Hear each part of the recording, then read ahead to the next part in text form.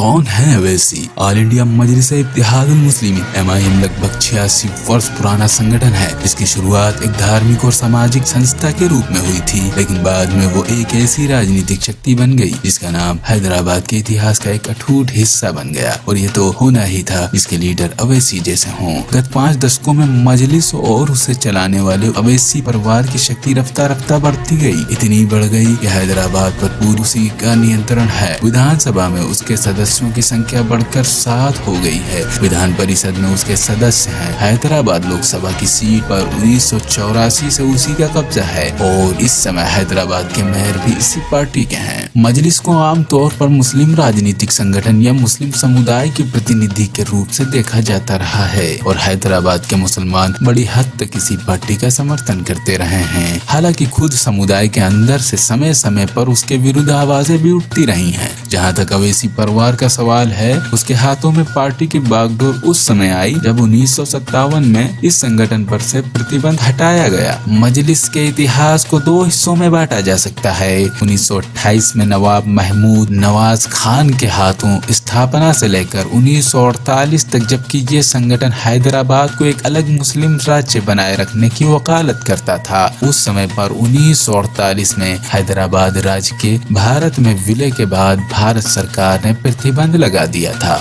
और दूसरा भाग जो 1957 में इसी पार्टी के बहाली के बाद शुरू हुआ, जब उसने अपने नाम में ऑल इंडिया मजलिस जोड़ा और साथ ही अपने संविधान को भी बदला। कासिम रजवी ने, जो हैदराबाद राज्य के विरुद्ध भारत सरकार की कार्रवाई के समय मजलिस के अध्यक्ष थे, गिरफ्तार कर लिए गए थे। पाकिस्तान चले जाने से पहले इसी पार्टी की बागडोर उस समय एक मशहूर वकील अब्दुल वहीद अवैसी के हवाले कर गए थे। उसके बाद से ये पार्टी इसी परिवार के हाथ में रही है। अब्दुल वहीद के बाद सलाहुद्दीन अवैसी उसके अध्यक्ष बने और अब उनके पुत्र असदुद्दीन अवैसी उसके अध्यक्ष और सांसद हैं। उनके छोटे भाई अकबरुद्दीन अवैसी विधानसभा में पार्टी के नेता हैं। इस परिवार और मजलिस के नेताओं पर ये आरोप लगते रहे हैं कि वो अपने भड़काऊ भाषण से हैदराबाद में सांप्रदायिक तनाव को बढ़ावा देते रहे हैं, लेकिन दूसरी ओर मजलिस के समर्थक उसे भारतीय जनता पार्टी और दूसरे हिंदू संगठनों को जवाब देने वाली शक्ति के रूप में देखते हैं।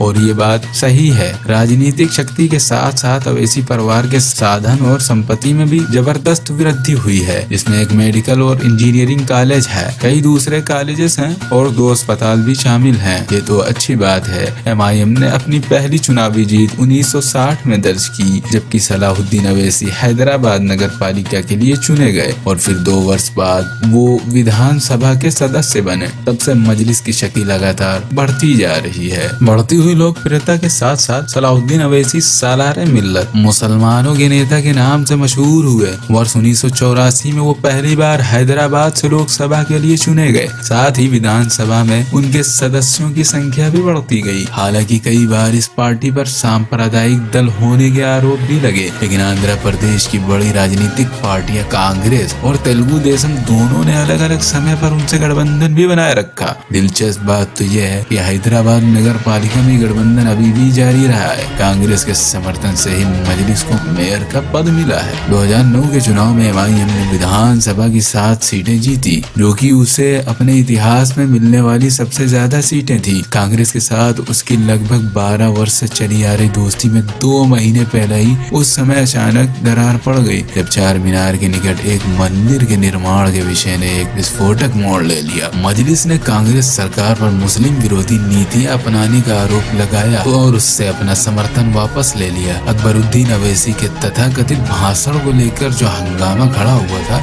और जिस तरह उन्हें गिरफ्तार करके जेल भेजा गया है, उसे कांग्रेस और मजलिस के टकराव के परिप्रेक्ष्य में देखा जा रहा है। अधिकतर हैदराबाद तक सीमित मजलिस अब अपना प्रभाव आंध्र प्रदेश के दूसरे जिलों और पड़ोसी राज्यों महाराष्ट्र और कर्नाटक तक फैलाने की कोशिश कर रही है। हाल ही में उसे महाराष्ट्र के नांदेड़ नगर पालिका में 11 सीटें जीतकर हलचल मचा दी है। अकबरुद्दीन अवैसी की गिरफ्तारी के बाद तो मजलिस और कांग्रेस के बीच किसी समझौते की संभावना नहीं रह गई।